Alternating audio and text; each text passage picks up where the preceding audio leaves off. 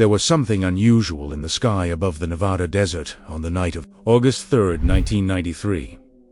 A heavy silence hung over the endless stretch of dark sand, while a thin veil of clouds dimmed the crescent moon until it was nothing more than a pale smear of light.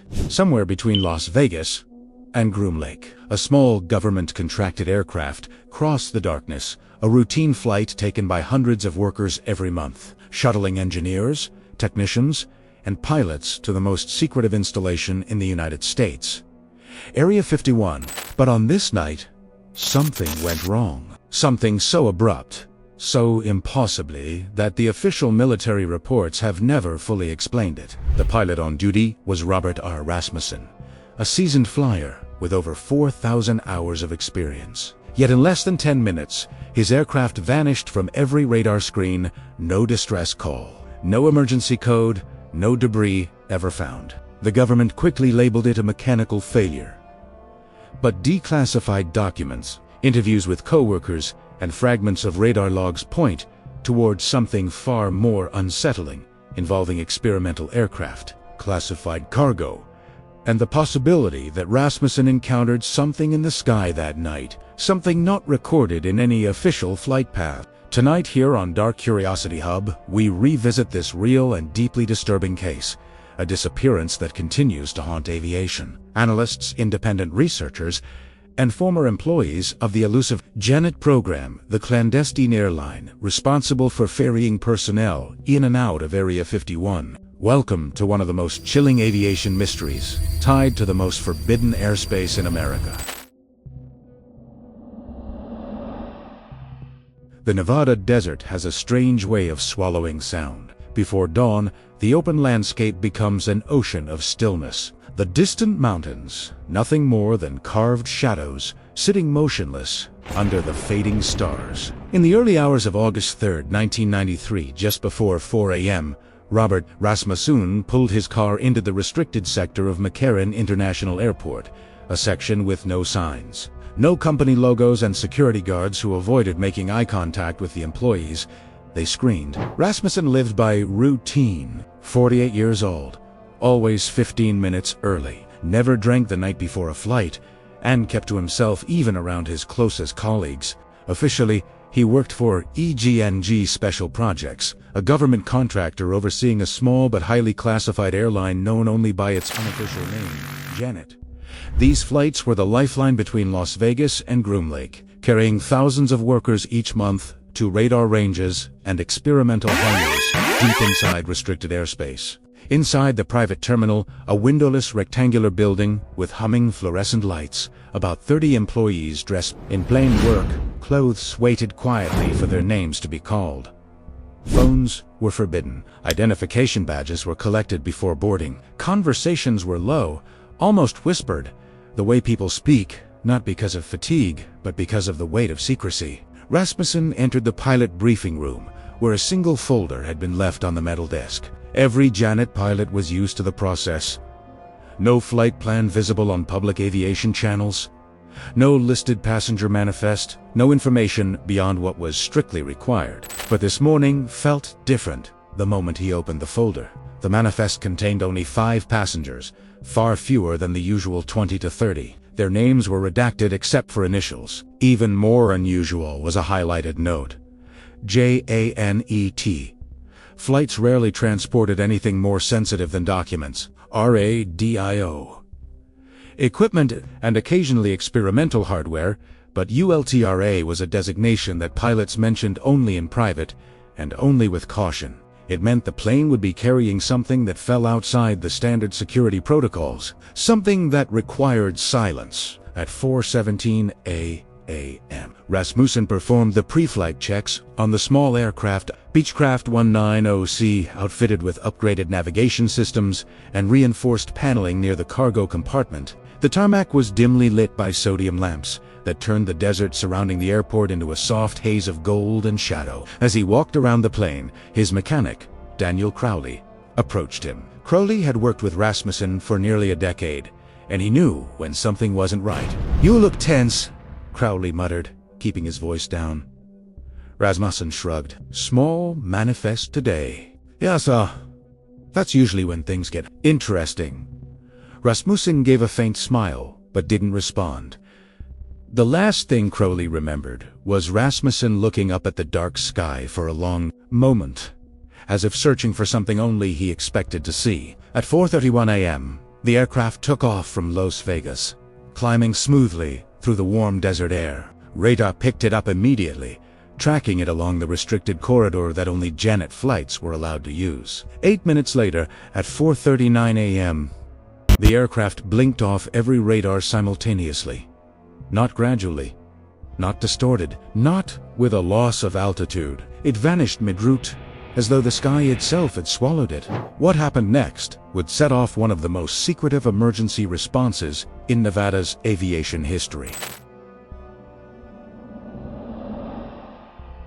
The moment Rasmussen's aircraft vanished from radar, the technician overseeing the restricted flight corridor froze in front of his console. He tapped the screen once, then twice, as though the system were simply lagging. Glitches happened, but not here.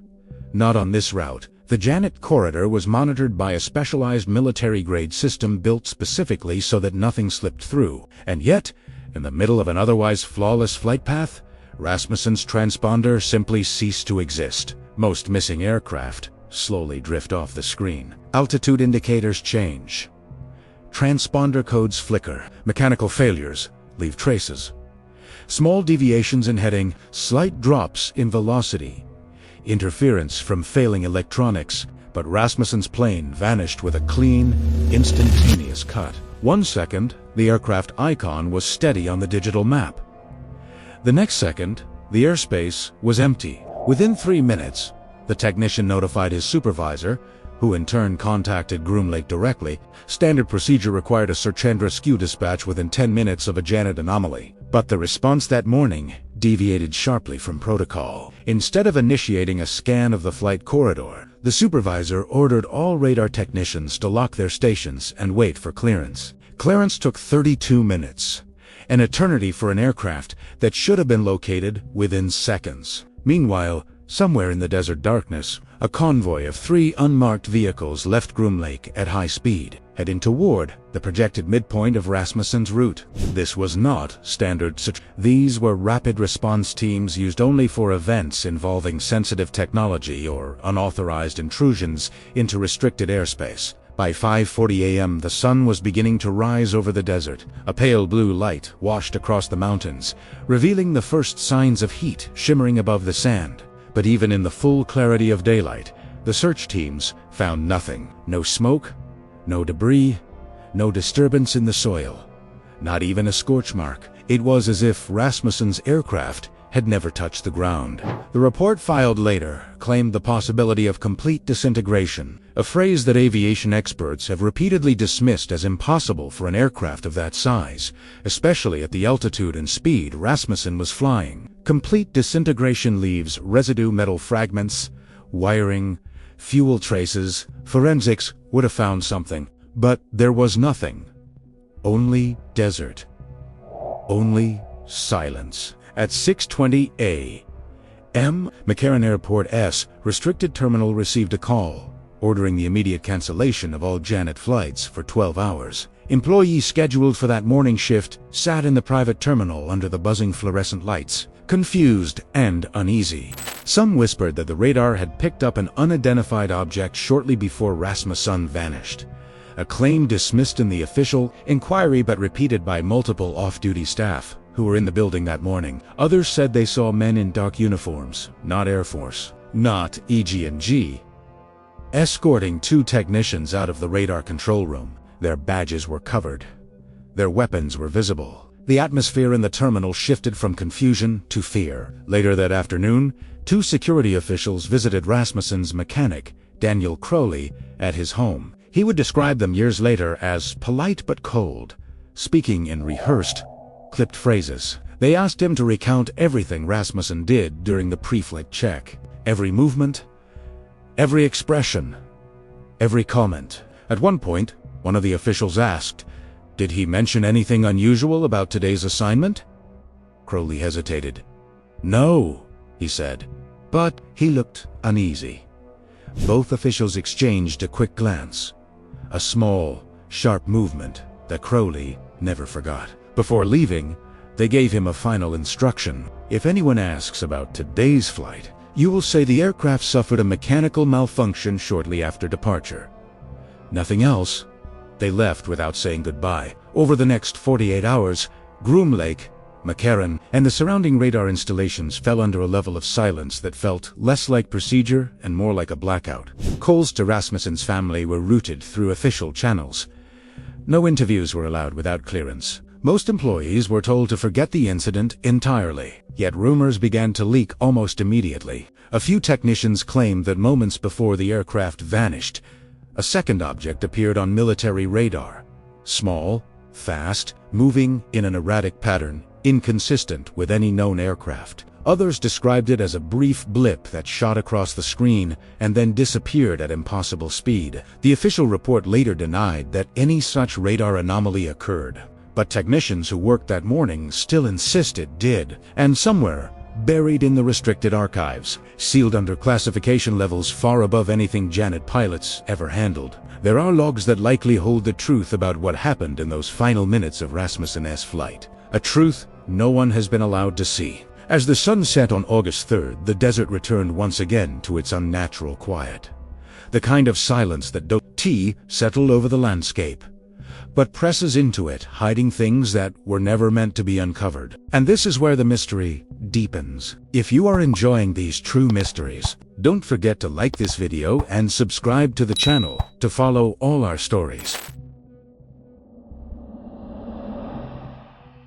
By the morning of August 4th, the disappearance of Robert Rasmussen had technically become a classified case, sealed beneath layers of government protocol. The official narrative was clear, rehearsed, and distributed with precision.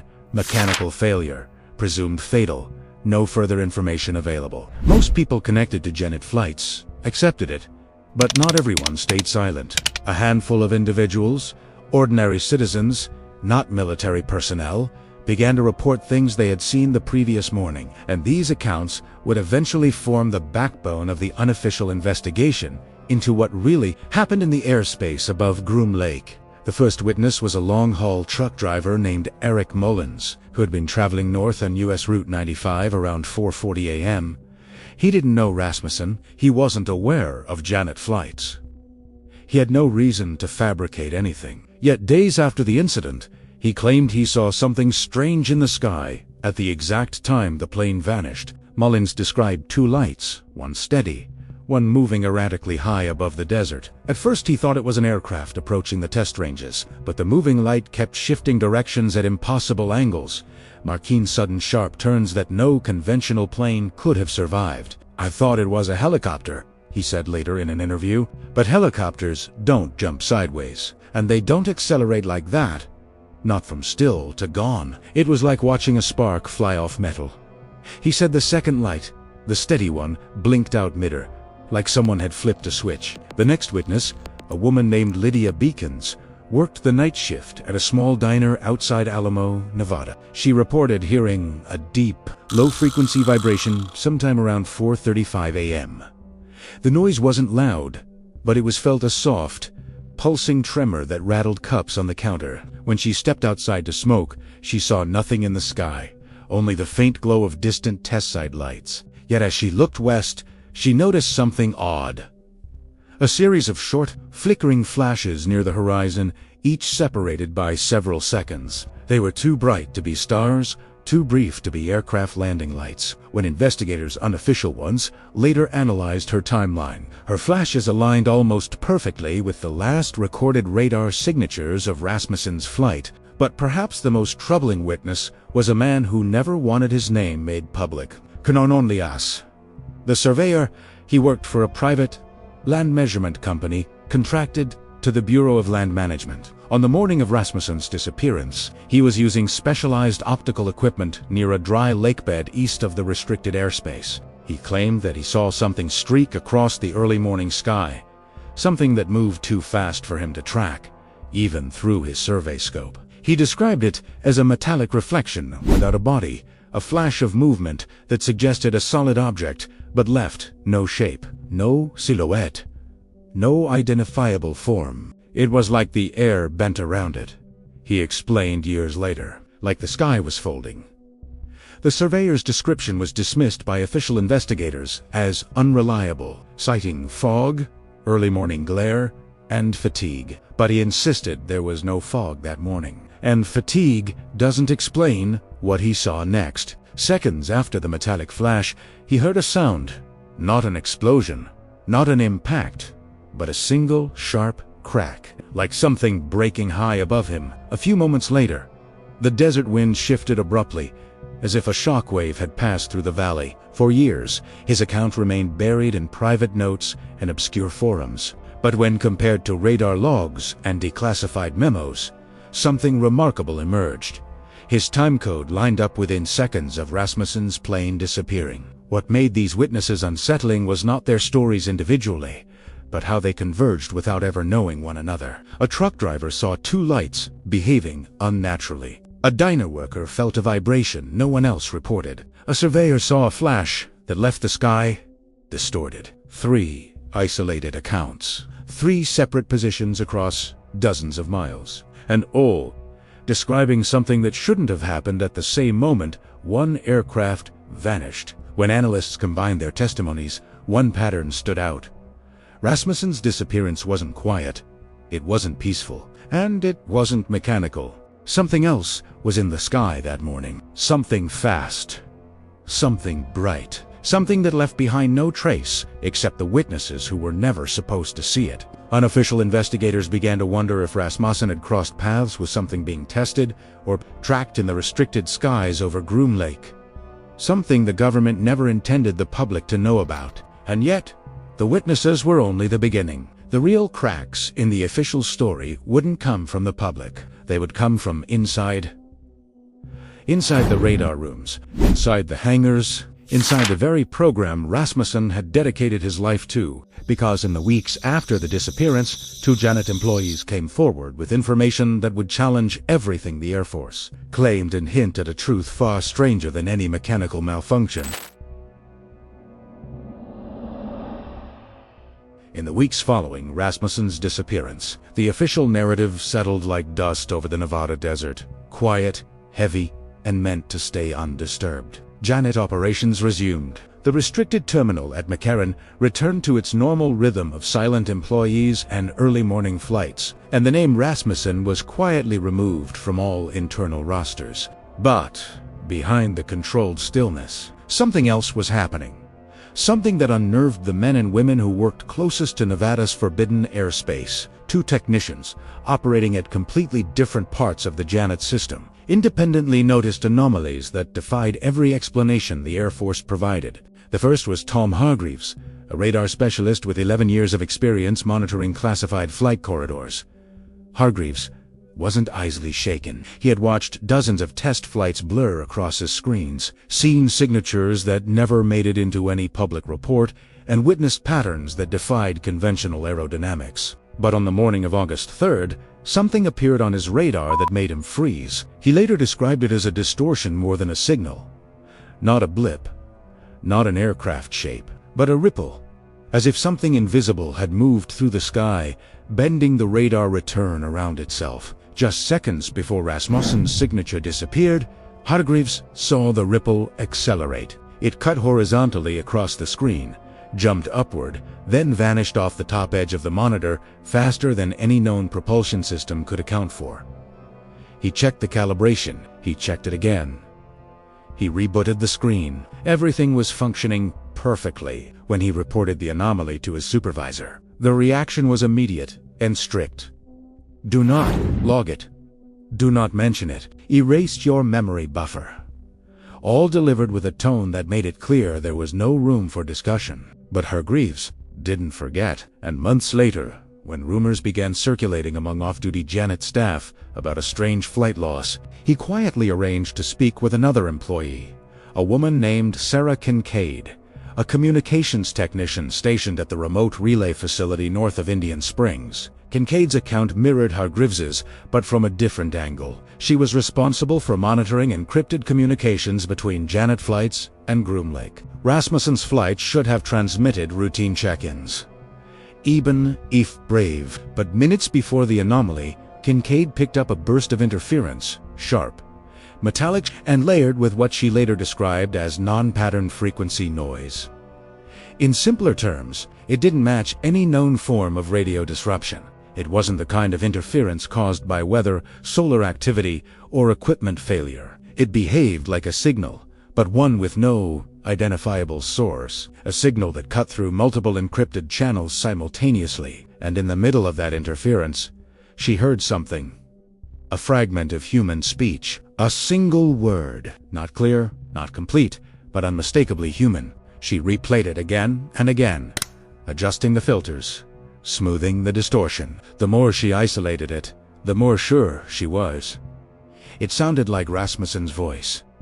Just one word. Wait. And then, nothing. No alarm. No mayday. No breach of protocol. Just a startled, involuntary utterance. The kind a pilot might make if something unexpected appeared directly in his path. When Kincaid brought this to her supervisor, the reaction was even harsher than her Grives's experience. She was ordered to hand over her workstation for a technical sweep. Her shift was cut short, and she was told, very firmly, that any further mention of the interference would be considered a violation of her security agreement. 3 days later, she was reassigned. Not feared, not reprimanded, just quietly reassigned to a different facility, one with no access to Groom Lake communications. The way both technicians were treated suggested something unmistakable. The people in charge were not trying to investigate what happened to Rasmussen. They were trying to control it, suppress it, contain it. Érase Italiano. And the more the technicians talked in private, whispering in parked cars and deserted break rooms, the more they realized that the official response didn't align with any standard procedure for a lost aircraft. The Air Force never released a search radius. No NOTAM's notices to air missions were issued publicly. No debris field was reported. No emergency dispatch logs were shared. Instead, what followed was an unusual movement of personnel across multiple facilities near Groom Lake. Extra guards, closed hangars, restricted sections of radar installations, even sealed maintenance records for aircraft unrelated to Rasmussen's flight. Something had happened in the sky that morning. Something the government reacted to with precision, speed, and secrecy. And if the technicians were right, Rasmussen saw it before anyone else. This raised a chilling question. What if Rasmussen didn't just encounter experimental technology, but something the military was tracking, studying, or attempting to contain? Rumors began spreading quietly among Janit's staff. A few claimed that a classified test had gone wrong. Others whispered that an unidentified craft had penetrated the restricted airspace, and Rasmussen's plane crossed paths with it in the worst possible moment. But one rumor, dismissed at first as too extreme, kept resurfacing among those who had access to the real data. It wasn't a malfunction, it wasn't an accident. And Rasmussen didn't just collide with something. Was taken. The next part of the investigation would come from an even more troubling source. The passengers themselves, or rather, the classified identities hidden inside Rasmussen's redacted manifest, because someone on that plane was never meant to be there, and someone else had taken extraordinary steps to keep it that way. The redacted flight manifest haunted investigators more than anything else. JANET flights almost always carried mid-level technicians, engineers, or military personnel commuting to their assignments inside Groom Lake. Their names were never public, but their roles were predictable. Nothing on those manifests was ever mysterious until Rasmussen's final flight. Only 5 passengers were listed, far fewer than the usual load, and their identities were sealed behind classification levels well above what a routine transfer required. In the months after the disappearance, attempts to cross-reference the initials on the manifest with other Janet rosters revealed something even stranger. 3 of the passengers didn't appear on any other internal Janet logs. Not before the flight, not after it. It was as if their presence existed only on this single, deeply redacted sheet of paper. Unofficial investigators began calling them ghost passengers. The 2 remaining names, traced by fragments of interviews and partial contract records, seemed to belong to engineers involved in a division connected to advanced radar systems and signal disruption technologies. Both had previously been assigned to projects rumored to involve experimental detection systems, capable of identifying objects moving at extreme speeds, technologies still classified even today. But if those engineers were being transported that morning, the question became unavoidable. Why escort them with 3 unidentified passengers whose roles left no trace in any system? The answer came from a retired Groom Lake employee known publicly only as Hunter. In a private interview years after the incident, he recalled seeing a small group of individuals escorted through the Groom Lake hangar complex under unusually heavy security. Just 2 days before Rasmussen's disappearance, they wore plain clothing, but their escorts carried weapons not normally seen inside the facility, associated with containment teams rather than standard military security. According to Hunter, the escorted individuals were brought to a hangar that was typically sealed for long-term projects involving anomalous radar returns, the kind of experimental work that occasionally leaked into obscure aviation circles without ever reaching mainstream awareness. Hunter's account aligned disturbingly well with the rumors that circulated among Janet's staff that something unidentified had been detected in the restricted airspace the week prior to Rasmussen's flight, something fast, evasive, and unpredictable enough to require multiple experimental tracking systems to observe it. If this were true, then Rasmussen's flight was not just transporting personnel. It may have been transporting specialists linked to whatever had triggered the anomaly. The unofficial theory began to form slowly, piece by piece. The classified passengers, the strange cargo designation Rasmussen saw, the radar distortion, the bursts of interference Eric and Cade recorded, the witnesses who saw unnatural lights in the sky, and the immediate, unusually aggressive secrecy that followed. Individually, each element could be dismissed. Together, they formed a narrative the Air Force never acknowledged, but one that multiple insiders quietly confirmed as plausible. It suggested the possibility that Rasmussen's plane crossed paths with an unidentified object the military had been tracking but not fully understanding. And if the object was capable of distorting radar and interfering with encrypted communications, then the sudden, instantaneous disappearance of an aircraft in its vicinity might not have been an accident. It could have been proximity, it could have been contact, or it could have been something else. Something the government had no protocol for. One former radar specialist put it bluntly, whatever that was, it wasn't one of ours, and it wasn't theirs either. It moved like nothing I've ever seen. If it got close enough to a plane, who knows what it could have done.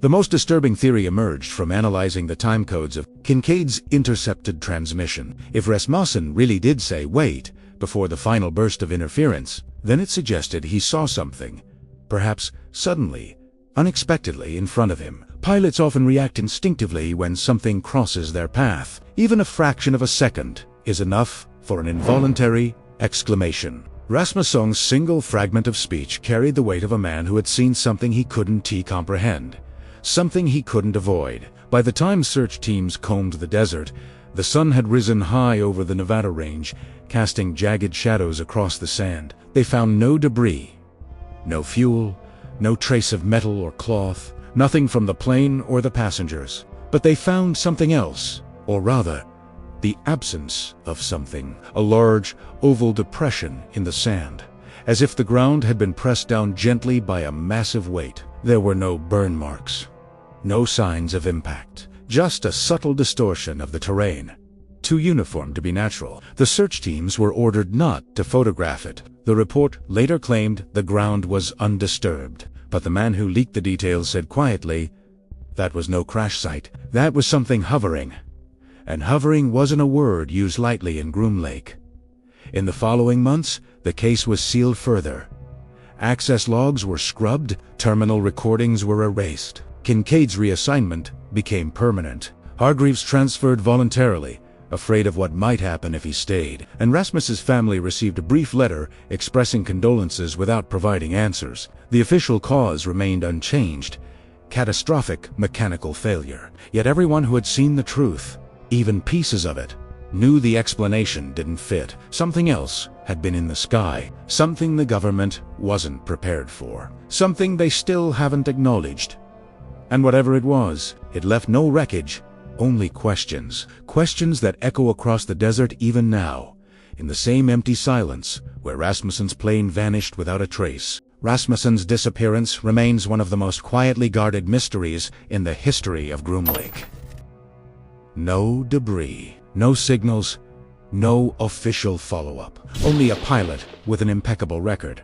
5 passengers whose identities were buried under layers of classification. And a chain of events that produced more secrecy than answers. The witnesses saw lights that shouldn't have been there. The technicians detected signals that defied known communication patterns. The radar showed distortions that shouldn't exist in any conventional aerospace scenario. And the desert kept its silence. Some believe Rasmussen encountered an experimental craft the public still doesn't know about. Others believe something entered restricted airspace, something the government couldn't track, couldn't identify, and couldn't explain. Whatever the truth is, it was swallowed by the same darkness that hid the aircraft's last moments. But the unanswered questions endure, and they keep pulling us back into the shadowed corners of places like Groom Lake.